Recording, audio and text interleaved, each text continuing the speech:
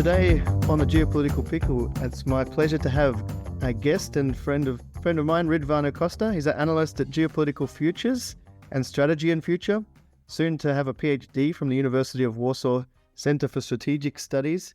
You're originally from Abkhazia in Georgia, and you lived in Crimea and Odessa before moving to Poland now, where you live. So welcome to the show, first of all, Ridvan. Thank you, Ron, for having me. Just one correction. I'm originally from Crimea, but born in Abkhazia. So I'm born in Abkhazia, grew up there for a bit, and then moved to Crimea until the Russian invasion in 2014. Fantastic. Well, again, thanks for coming on. And the reason I've got you on today is to give an update of what's happening with the current situation of the war in Ukraine. Because the last time we actually talked about this was way back in November, before the winter, where we covered what we predicted would be happening across the winter. We gave a summary of the war up until that point, but at that point it was even before Ukraine had taken the city of Kherson. So would like to get, first of all, like a update from that period to now, what's happened. I think there's been big updates at the start, and then it sort of stagnated for a while, and now things are starting to move again. So I guess if you could just run us through the development of the war since that time, that would be great. Yes, I think it's we're witnessing sort of like if make a bigger picture, we are witnessing some kind of tango dance when everything depending when you start mobilization and how successful this mobilization. So we are witnessing sort of equality in terms of the conventional warfare in Ukraine between two different belligerent sides, but at the same time, the manpower has a power, and it has a direct impact on the battlefield. It's visible throughout this more than 1 year war, because Ukrainians made their own moves. They made quite successful counteroffensive operations and managed to force out the Russians from the right bank of the Dnieper. But after, as we know, from the September, Russians started to make a mobilization, and eventually already at the end of the, let's say exactly in November, this mobilization started to impact on the battlefield. So, and November, December and beginning of January, it was the period of stabilization, or some kind of that the Russians managed to stabilize the front, and slowly they were taking initiative. And as we know about Bakhmut, so because Bakhmut was on the agenda, or at least as I am following situation in Ukraine, more than half a year, and it was constantly Russian experts were paying attention to Bakhmut, but only this year it's become real, some kind of sort of a linchpin of entire battle war in Ukraine, and maybe the only theater, small theater, operational theater, which was moving in Russian advance. So Russians were advancing, in particular small operational theater, but Russians, let's say the beginning of this year, they tried to make some military, some advances, particularly in Lugansk direction, I mean in Kharkov, to retake some territories, but they were not successful. But even they were comparing, I would say, successful comparing with what happened in Ugledar. It's like just below Donetsk city. It was ended with complete disaster for the Russians because they lost a lot of people, a lot of men. They tried to make advance there. Of course, they managed to do some success. They very close to the very city, Ugledar.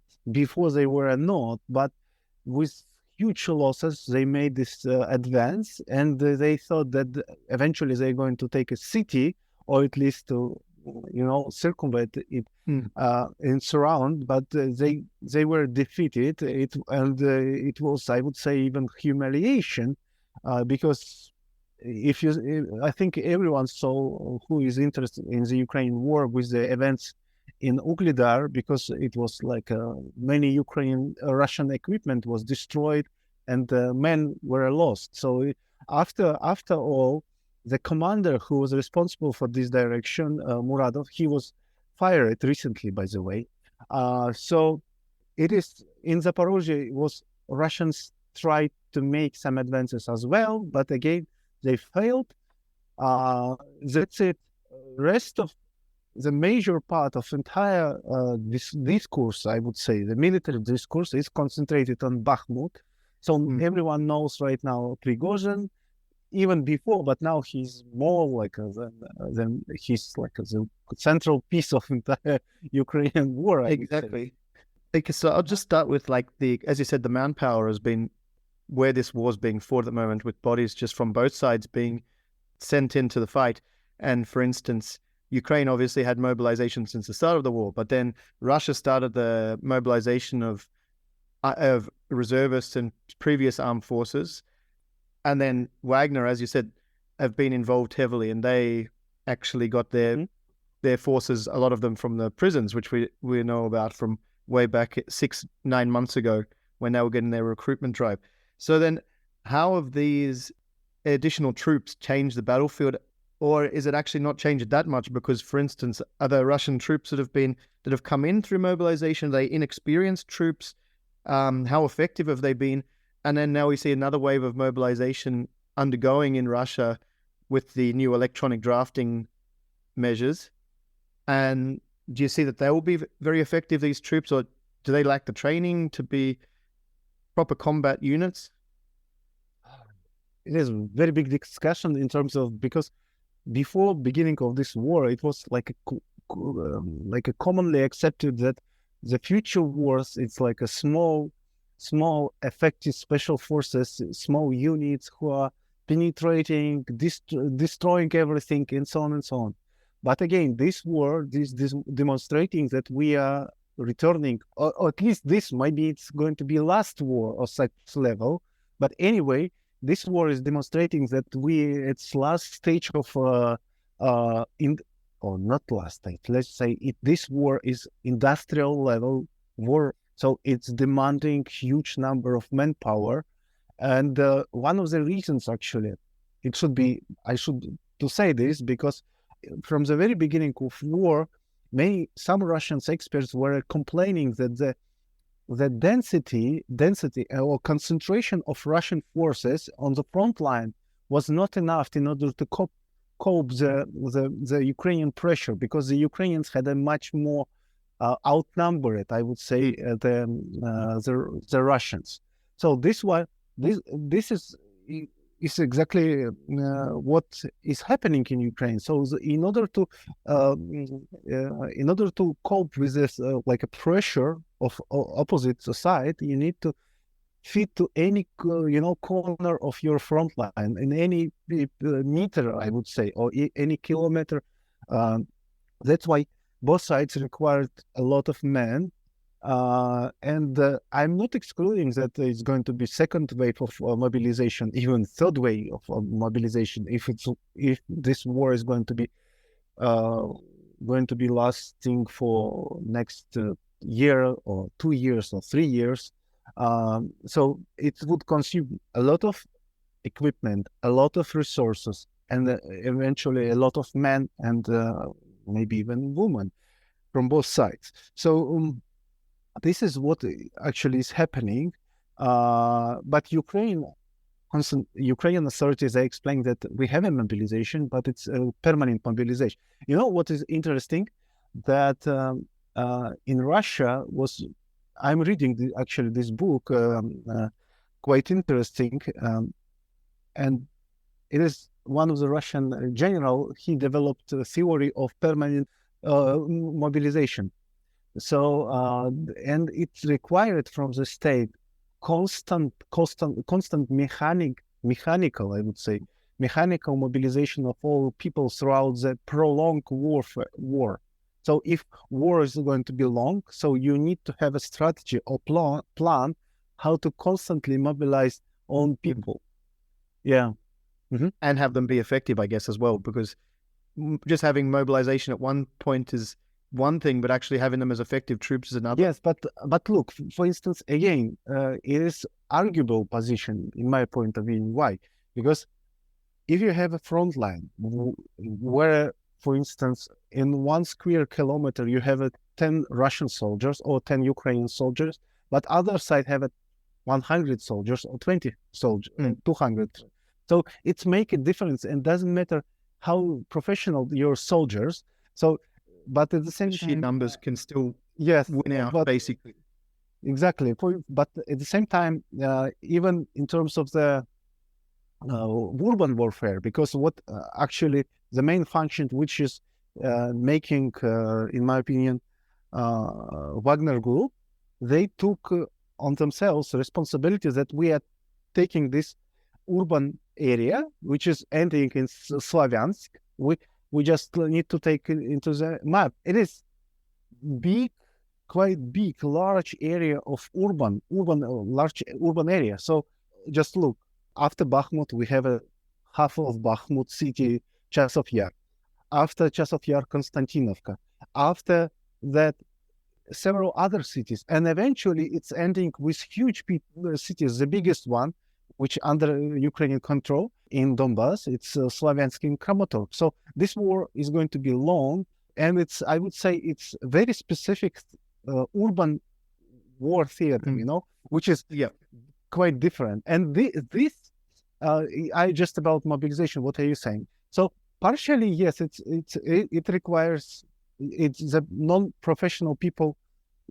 It's big problems, but as we know, the Russians use this kind of these prisoners, like they throwing them into directly in the battlefield, particularly in Bakhmut.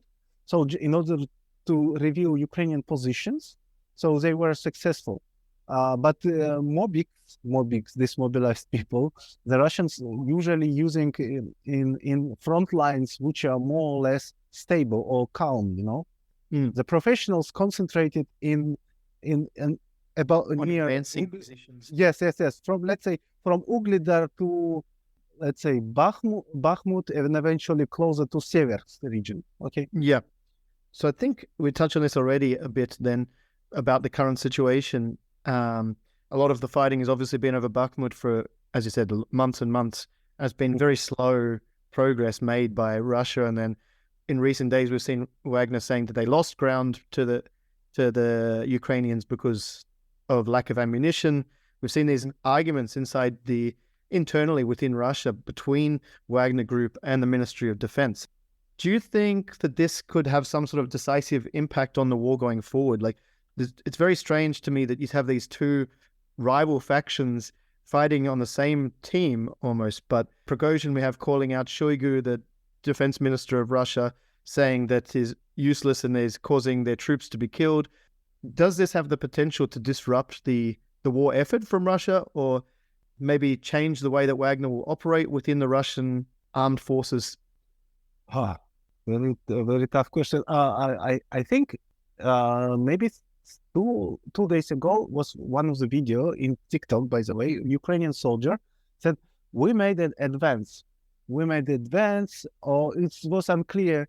Was it like they really advanced with the heavy fightings, or just like something, they entered to the area which was already empty, but it seems that the fights were heavy in this particular area.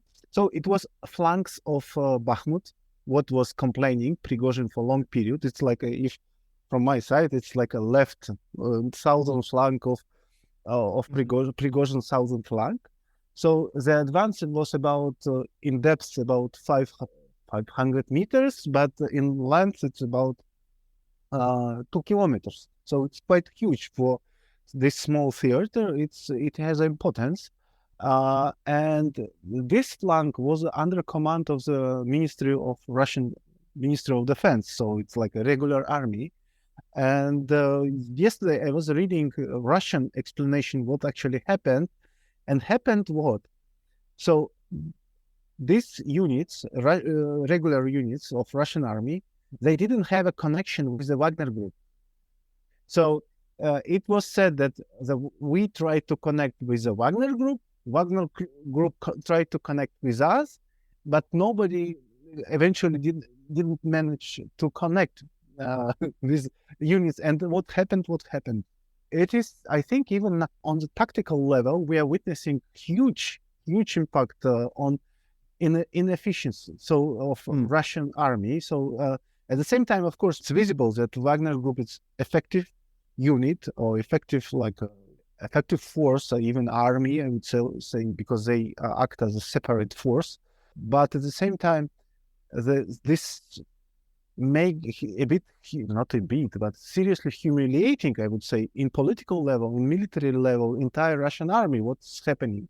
Because we could say that it's Maskirovka, yes, but but what he's saying on direction of General Staff or Minister of Defense, it's, I don't know, he could find completely different words, yes, for what he said on Gerasimov or Shoigu, but he says the most heavy words. So it means that he really, Russian soldiers, regular soldier, normal soldiers, he sees real deep crisis of the Russian army,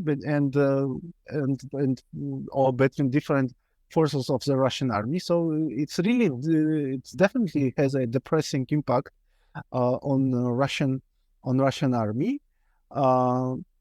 But at the same time,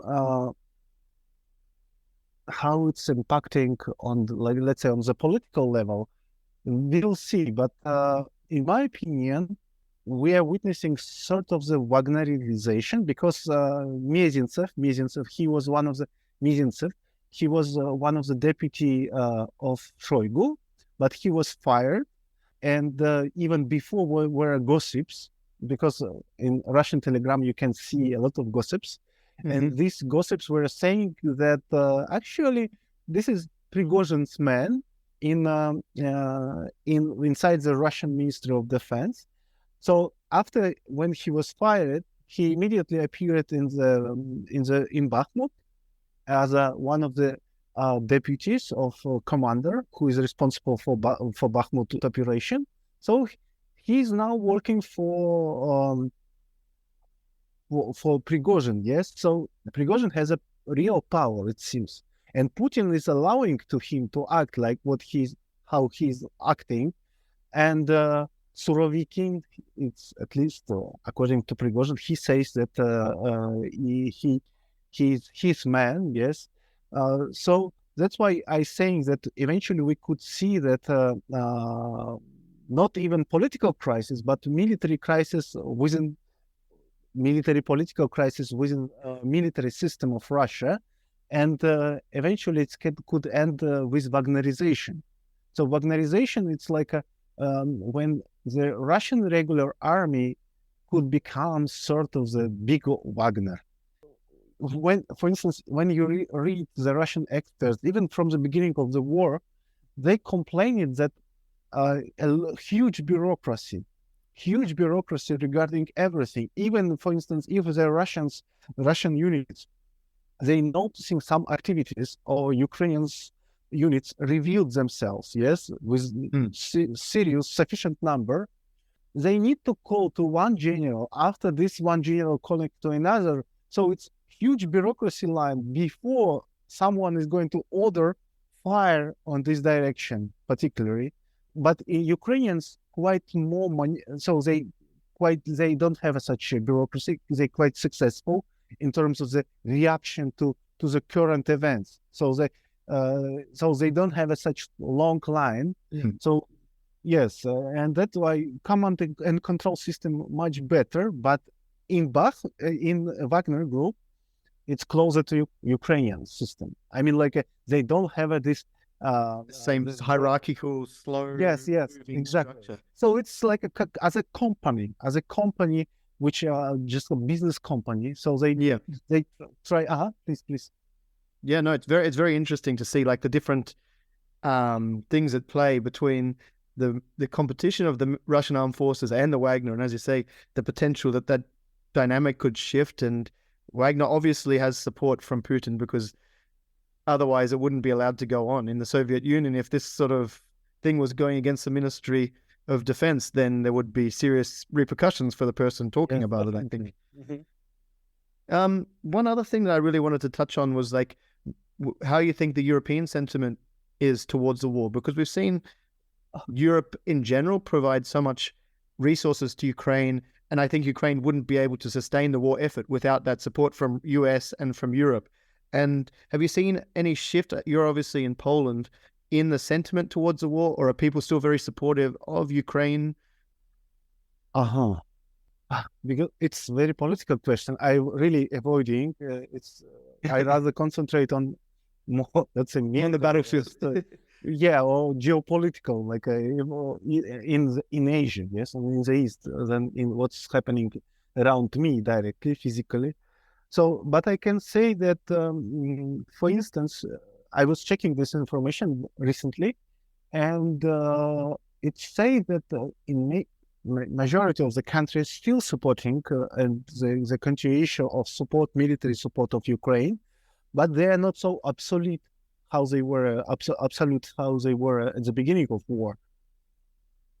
But look, I think it's from one side, we could say that it is some kind of success that we are supporting Ukraine. It's definitely a success, but at the same time, if in the global terms, it is some sort of the I would say not trap, but we really now depending. We could not withdraw, so the maneuverability is lost. We can only go in the support because we see the geopolitical consequences of if we are not going to support, but at the same time we understand. Let's say just think about us as Mersheimer thinks. Yes, Mersheimer this from the realism. He would say somewhere we need to stop because the consequences could be much worse than we can imagine. But at the same time, we're living in human world, so it's emotions, it's political, it's everything, it's political, cultural. So we could not withdraw. We need to support these people. We need to support this country. So this is how it's going to be, despite the realist, quite reasonable arguments. But it's impossible. I think it's even, for instance, just imagine that the Republicans are going to come to power. It's hard to imagine that they're going to conduct different policy. I think they're going to maybe smooth modifications, but they continue with actually democratic governments do. Yes, exactly. Do you think that China could be successful in mediating an end to the conflict, or is that unlikely? So far, let's say we are living in this year. Mind is very short. They made a move. They made a move which is above what is Russia is doing, above what is any country in the world is doing. So they made a move. Of course, they now we need. I think the West need to somehow to react to this, and I hope they're going to find good solution. But I don't think that it's going to be successful, at least how it's visible right now. But anyway, they found the way. I mean, like they created initiative of global civilization, initiative of global development, and initiative of global security. Look, so everything it was provided recently, I mean, maximum 1 year, if I'm not mistaken, even a bit more. So they developed this kind of structure regarding the world. So it means that they are going to challenge the United States right for hegemony. So, and Ukrainian conflict, they found as was one of the most successful, like where it's possible to pay attention, where everyone is going to notice the proposition, their initiative. So that's why I'm saying that the situation is quite complicated, more than it is. And I mean, we have China obviously has a lot of leverage over Russia. They're very reliant on. Russia's very reliant on China buying their exports and giving them alternative routes to sell their goods and actually import materials as well. Yes, China and India, I guess, are the two main. forces. They need to keep the two main countries to keep on side in some way to be able to maintain their war. Otherwise, they would have to end. If China and India both stopped buying Russian goods, there'd be no money to fund the war. Yes, exactly. So in one of the articles I wrote, it was maybe 2 months or 3 months ago, I said that actually we are witnessing, because the problem, look, I forgot this author who wrote this book, but Svechin, sorry. I'm reading the book of Svechin, this Soviet general.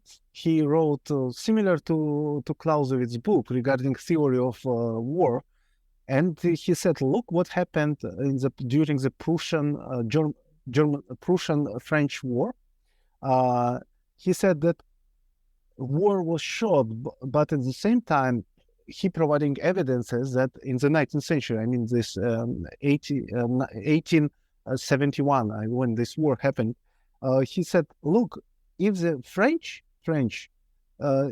were able to supply force constantly, what happened? The Germans, despite this, they decided to concentrate on the capital. So they conquered the capital. That's it, and it was enough for French army to stop resistance. So, but if they would not decided to stop resistance, they have enough forces for long war. So, and he said that future in the 20th century, he was right. It's industrial wars. So when you have a heavy economy, industrial economy, war is going to be long. So that's why it's to your point. So China, India, they become rares of Russia. So Russia now is able to maintain with such level as we are witnessing right now for a long period of time such war. And Ukraine as well, because now Ukrainians rares spread to the territory of Romania, territory of Poland, somewhere else. So this conflict could be last for at least for till the end of this year. I think, well, that's all we've got time for now. Yes, but I guess we could talk about it for a long time. But yes, thanks very much for your insights, Ridvan. It's been great. Thank you, Ronan. Thank you. So welcome back. Thank you for listening to that first part with Ridvan Bari, which was interviewed 2 weeks ago now, or a week and a half ago. Now me and Wanfree are sitting down and we're going to go through the current situation, how it's evolved, and try and provide some analysis for the future state of the conflict, as well as future makeup of Russia and Ukrainian forces may be. A little bit that we wanted to talk about is what is already talked in the previous interview. There has been a focus on around the city of Bakhmut in these last 6 months of the war. And as recent as 3 days ago, on the 20th of May, Prigozhin, the main sponsor of the PMC group Wagner, has claimed actually to have conquered the entire city. And the Russian government has said it too. However, the Ukrainians still claim that Bakhmut is not lost, that there's still fighters around the city. And this has become to be the biggest battle in the war after 18 months. The estimates are of hundreds of thousands dead, at least 100,000 on each side. And what we've seen is also a little bit of the division that the Russian military has in regards the invasion.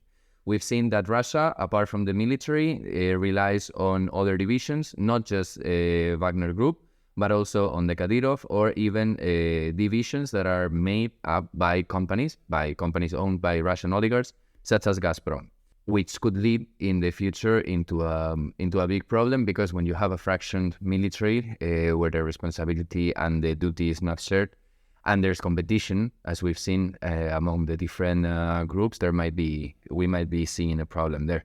Yeah, I think to touch more on that, I think really what Bakhmut has taught us is the underlying weakness of the Russian military campaign, because even though they're saying now that they've taken it, even just last week we had Prigozhin saying that they were constantly being attacked on the flanks because the Ministry of Defense troops or the Russian army were not protecting their flanks properly. Then he was saying he was going to retreat, And all this stems from like a real lack of proper communication channels and direct line of authority within the Russian military, which I think has been brought to the fore because of this long drawn out conflict where both sides have been in close proximity, and it's really shown that this factionalism exists within the Russian armed forces.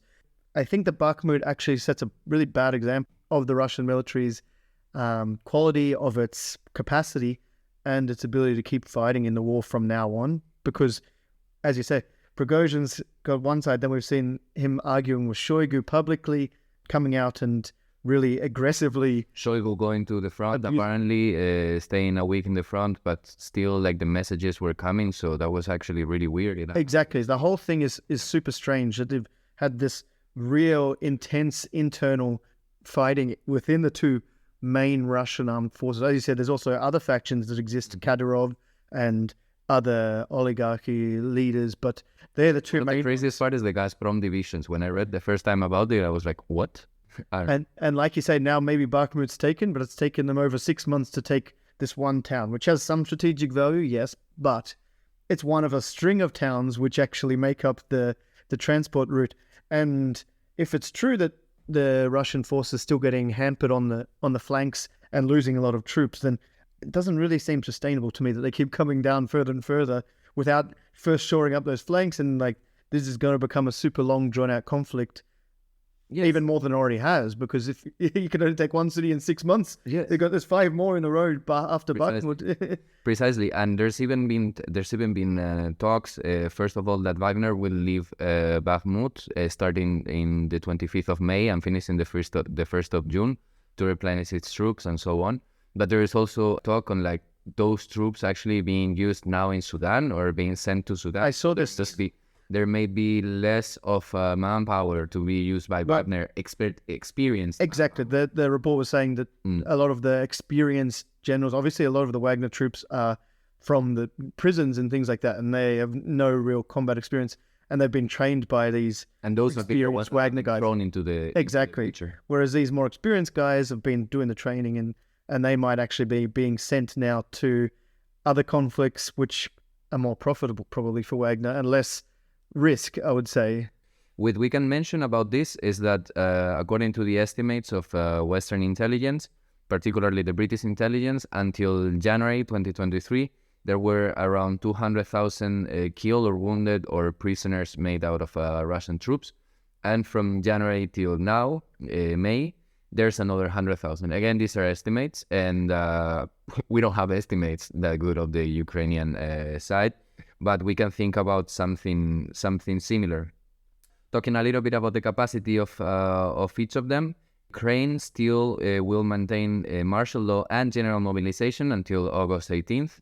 And there's around 19 divisions being trained now with NATO forces and other countries, which have technically been getting ready for a counterattack that still hasn't arrived, and that we'll talk about the possibility of it because it's a little bit difficult. On the Russian side, according to the official data from the Russian MOD, until September there were 325,000 recruits, new recruits, and then in January they managed to do another 114,000 recruits, which leads to an estimated total of 440,000 new recruits. However, the quality of these recruits, their motivation to participate in the war, and these matters, it's still taken into we still need to get it with a grain of salt. Then, with regards of the military capabilities of both, in the beginning of the war, the military capacity of Russia was overwhelmingly bigger than the one of Ukraine, particularly in the territory of tanks and air superiority. However, particularly in the territory of tanks, this balance has actually shifted. It's still on the side of Russia, but it's shifted. Why? Because according to, again, Western intelligence, around 10,000 vehicles, more than 10,000 vehicles have been lost by Russia since the beginning of the campaign, including 1,972 tanks, which represents 1/3 of the tanks that Russia owned prior to the war. And many of those 6,000, they had the biggest tank fleet in the world prior to the war with over 6,000, but many of those were old Soviet era tanks, which may have been upgraded, but the state of them was questionable to begin with. And I'm guessing that if you're sending tanks to the battlefield, you're sending your best tanks. You're not holding the best tanks in reserve. So Exactly. for sure, Russia's scaled up its military industrial production capabilities drastically during the war, and they had stockpiled ammunition before the war. But these losses are massive for the Russian military forces. I mean, to lose 2,000 tanks plus 2,000 tanks, 8,000 vehicles, 100,000, hundreds of thousands and people. Support and everything. 200,000 people counting the list. It's a big toll in the end. It's a really big toll for 18 months.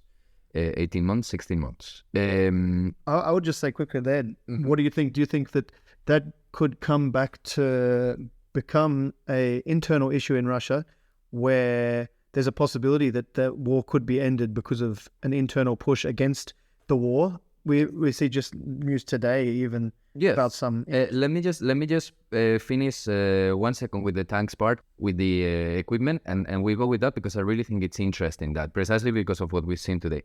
Just to finish, why has it balanced? Why has the military capability balanced also? Because Ukraine has been receiving tanks from many sides, plus also they've actually captured many tanks from Russian troops. So as of today, around 543 tanks have been taken from Russia, and then around 700 more tanks have been donated or supplied by Western allies. And over 100 of those are like cutting edge. Over 100 of those are the Leopards coming from Germany, the Abrams from the US, and the Challengers from the UK. Yes, and Poland modified T-72s, and yes, the Abrams from the US. So yes, that's why it's been imbalanced. Now let's go with that. What you're saying, if this mobilization, if these massive losses in the Russian side could actually lead to some sort of problem internally. And what we woke up yesterday, and what we went to sleep yesterday with, and what we woke up today, has been with attacks in the Belgorod region, which is Russia. It's bordering the region of Kharkiv in Ukraine.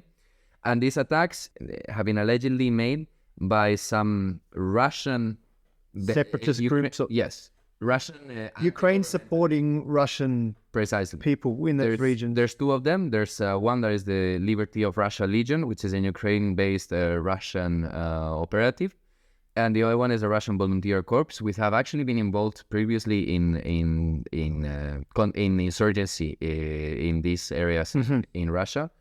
As for example, I also saw a video this morning of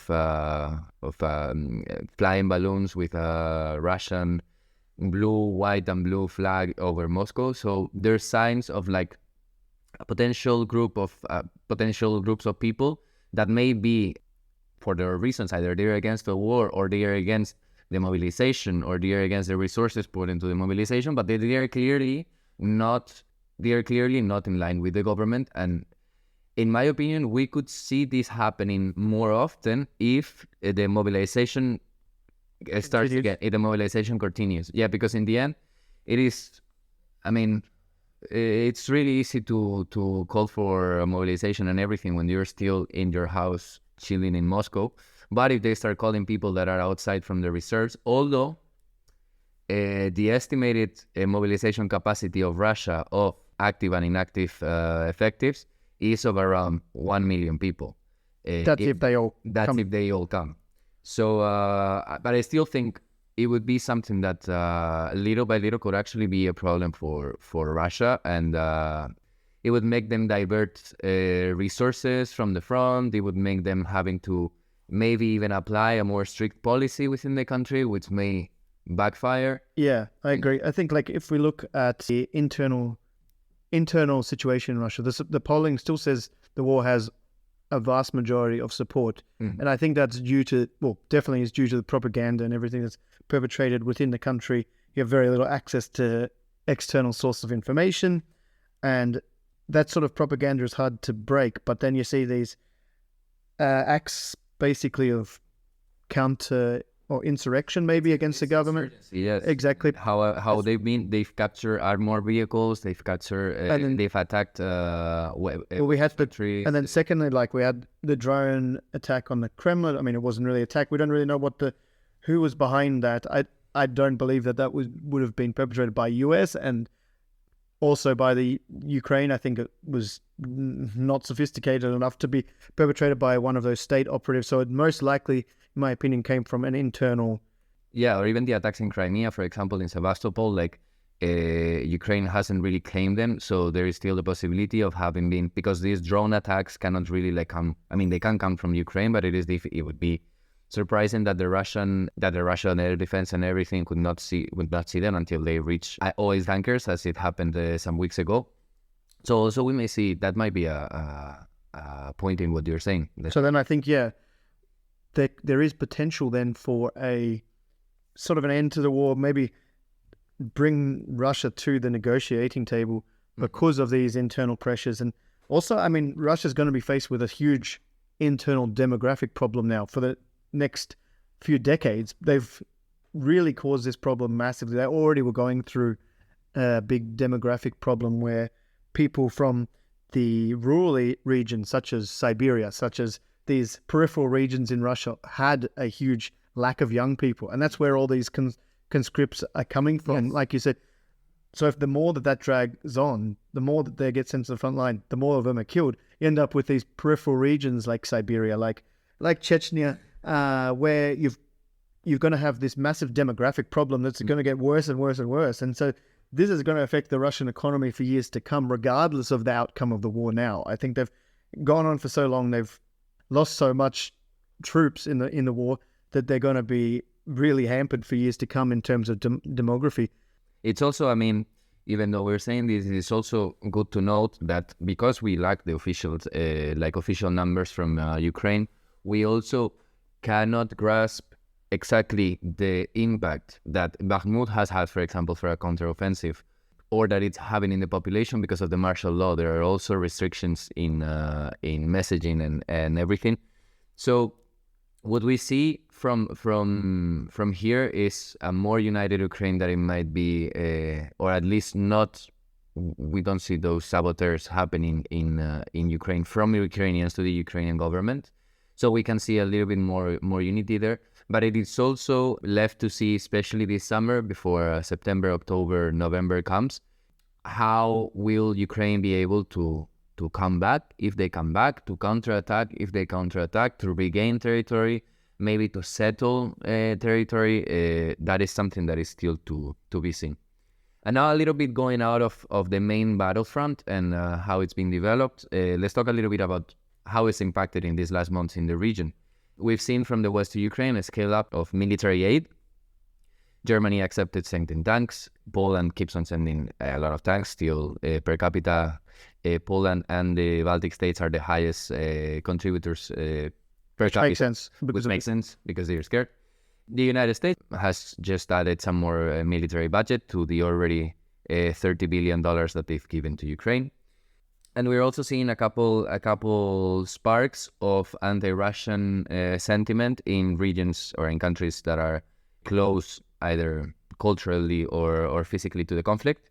In Moldova, for example, we've got lately demonstrations pro-European Union, and actually the president has gone out saying that within 7 years Moldova will be part of the EU, which is a big statement because in the east of Moldova, there's the region of Transnistria, which is Russian separatist area. It's an area that's it's part of Moldova, but to be fair, one of the things that is characteristic from Transnistria and Moldova is that even though there is this conflict, they actually have a unified government system, and they have better relations that you could expect from a country that has got such a separatist thought. So that is something that will be really critical because Moldova borders both Ukraine and the European Union. It would bring the EU closer to Ukraine and thus closer to Russia. So that's something to take care of. And another thing that sparked the news in the last months were the demonstrations in Georgia and Tbilisi against the foreign agent law, basically a law that aimed to identify any organization, any NGO or whatever that see foreign funding. Exactly. Over 20% or something, yes. It was called the Russian law, foreign law. That wasn't its actual name, but it was copied directly from the Russian law, and so it got the nickname within Georgia, and it caused the people to come out and mobilize on the streets against it. And again, we see some groups in Georgia still very pro-Russia, but increasing majority now actually being pro-EU, pro-Western. And when beforehand it was not necessarily so decisive for one. It was more split before. Yes. And actually, for example, I would also add that at the same time that in the surrounding of the conflict, there's more anti-Russian sentiment, as you can, because Russia is seen as an aggressor. Outside of this inner ring, actually, relations with Russia are not as tight and as bad as it was in December. BRICS, for example, has been trying to boost up their cooperation. Well, I wouldn't say BRICS totally, I would say, but definitely South Africa has been. South Africa has come up as an ally of Russia. Though they still claim neutrality, but they're very much being accused of being a close ally of Russia within Africa for sure, and as BRICS. But yeah, I think if we look at India's actually probably very ideologically away from Russia, but they're still going to take Russian oil because that's good business for them. Exactly. They take cheap Russian oil, they process it, and then they sell it. And they're charging in rupees. They're paying in rupees, which Russia was pushing back on now. But yes. Actually, I wanted to mention those both. Well, I want to mention Brazil, India, and China. Brazil's with the new government headed by Lula da Silva, has got a more pacifistic approach onto the situation, like trying to find a situation like everyone's got some sort of guilt in this situation, blah blah. So it's a big country that takes a stand. Turkey, which is also a regional important power, is heading into the runoff of the elections. Although everything seems to point out that Erdogan will renew his mandate, still there could be the possibility of that government being trumped or not being strong enough. Because Turkey has seen a massive inflation. Also, the earthquake that happened some months ago with a death toll of like 50,000 people. So the Turkish government that has been relatively close to Russia in this since the beginning of the war may see a shift on their policy because of internal matters. In India, as you've rightfully pointed out, they buy Russian oil, Russian crude, really cheap, and then they resell it to anyone else. So they're making a business out of it. And there were also talks that India might be reselling Russian purchased equipment in the 80s and reselling it back to Russia. So Soviet purchased equipment, and they resell it back to Russia and missiles and so on. Another ally of Russia, Iran, has they keep providing with drones. But the reality is the internal situation in Iran is also very precarious. High inflation, still the remnants of the Mahsa Amini movement, woman, life, freedom, and then China. And China, although still officially doesn't give military equipment to Russia or doesn't supply with military aid, it surely has taken a stand on trying to, or at least publicly has taken a stand on trying to solve the conflict. And thus they've met both with Xi Jinping has met both with President Putin and with President Zelensky. And actually, what struck me the most, I don't know for you, but what struck me the most was that after the meeting with Zelensky gave a speech in the meeting, in like the press conference. He said that the call had been fruitful, that they had touched about the potential Chinese peace plan for the conflict, and that they were willing, that Ukraine was willing to improve and enhance their relations with China. In my opinion, that has one reading, and is that still China is the biggest producer in the world. Well, so you need to have good relations, like trade-wise, China, and also like, for example, for exporting the grain or something like this. But exactly, like I say, for the future from now, they've been long talking about this Ukrainian counteroffensive. And I think maybe the peace talks will actually depend somewhat on what happens there. I don't expect it to be like a big sweeping full frontal attack. It's more likely to be an attack, say, to try and cut off the supply lines in the south for Russia, so you can isolate the Crimean Peninsula again and cut off logistics there. You don't need to take up that much ground then and be able to really hamper Russia's effort, which then from there you can sort of spend time just pushing on the different flanks and slowly regaining territory. Ukraine don't have the manpower, I think, to be able to make a big offensive. But as you said, these peace talks, then China's been trying to go to be the negotiator, but I don't see Ukraine accepting any resolution where they lose territory to Russia, which is understandable. And likewise, I think it's more a diplomatic push from Beijing to try and put their credentials on the world stage. We actually saw, like, just last week, the delegation of African leaders, including Cyril Ramaphosa from South Africa, Senegal, Egypt, Uganda, and two more, which I can't think of right now, go and, they haven't gone yet, but they're going to visit Kiev and visit Moscow and try and negotiate a settlement. But I think at the end of the day, none of these will have any real bearing. I think the things that will actually influence whether the war stops or not is how long Russia can maintain their domestic support for the war and how long they can have their troops still keep on fighting without being completely knocked off the battlefield. And conversely, the same kind of goes for Ukraine. Ukraine will keep getting Western support as long as they can keep fighting, in my opinion. We've seen that now. The support has been unprecedented. We've had 15 months of support financially, militarily, escalating to tanks now. And the only thing they're asking for now is jets. But I mean, jets, it's not going to be the decisive thing on the battlefield. They've got that easy to train. They've got the UK Shadow Strike longer range missiles. They've got all sorts of things now, which are actually, they've got Patriot defense anti-air systems. Like, Ukraine is supported absolutely to the hilt. And so it would make no sense now for the Western partners to actually back out at this stage. If Ukraine shows a willingness to continue fighting, they will be supported. So that's why I think the only way that this conflict ends is from a pressure inside of Russia to stop the conflict potentially, where they can come to the negotiation table. I don't know how that would come about, how it would look inside of Russia, whether Putin would still be the leader of Russia if that was to happen, because he's kind of wedded his whole career to this attack. And yes, if it's basically planning them. Exactly, and it hasn't been successful like he hoped, and so then he's not going to stand down, but he might be made to. That's the only way I see it coming to a close in the short term, I think. I want to point out one thing, that it's also in the statistics of, and this is more or less going to be ending, also on the statistics of the public support to the support of the states to Ukraine in the West.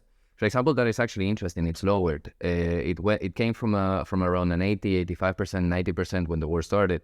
And obviously, because of the hard winter that there's been in Europe, internal politics in the US, and so on, that support hasn't kept itself at the level it was. It's still majority support, but it's gone from levels of, as I said, 85 and so on. Even in countries like Poland, where it was like 100%, in Poland has reduced to 78, I think it is.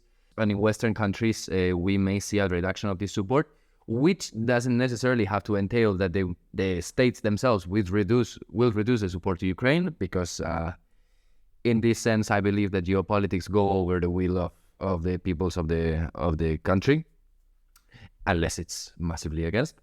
But yeah, that is something that we will also have to keep a look.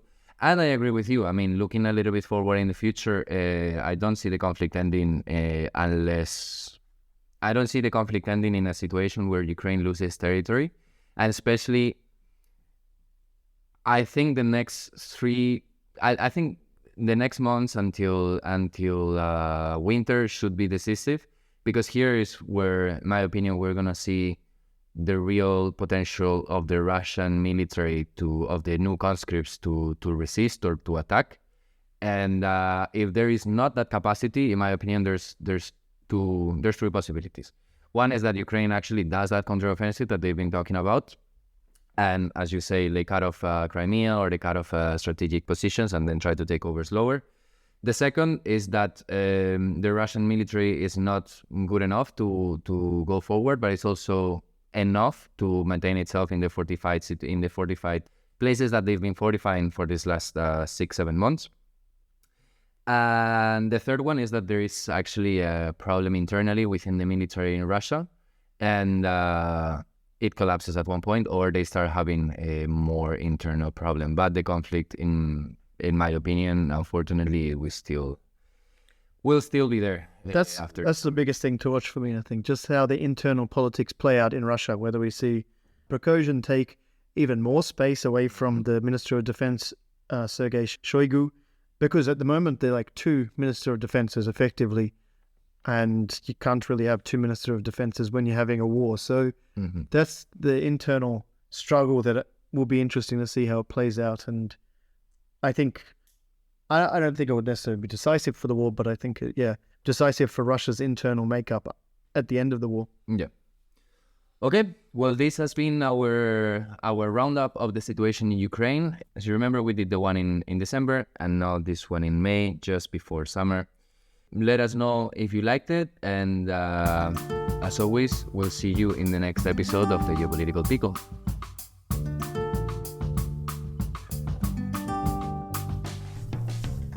The Geopolitical Pickle is created by Ronan Wordsworth and Juan Francisco Muñoz, two geopolitical studies postgrads from Charles University in Prague, Czech Republic.